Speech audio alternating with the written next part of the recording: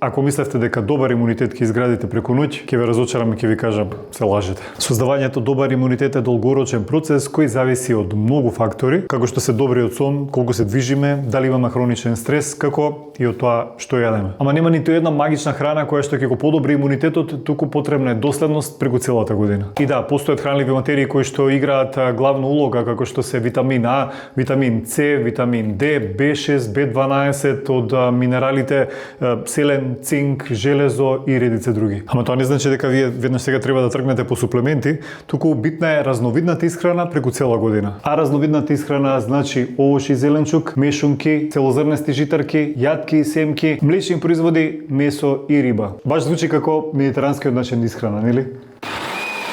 А цревната микрофлора, и таа е клучна, иако истражувањата на оваа тема се во рана фаза. Кога цревната микрофлора е во некоја рамнотежа, телото полесно се брани. Кога има дисбиоза, односно нарушена цревна микрофлора од некоја причина, ризикот од воспаление е поголем. А тука веќе може да помогнат пробиотиците, посебно некои како Lactobacillus rhamnosus или LGG, бактериски сој кој покажал потенцијал за намалување воспаление и зајакнување на цревната бариера.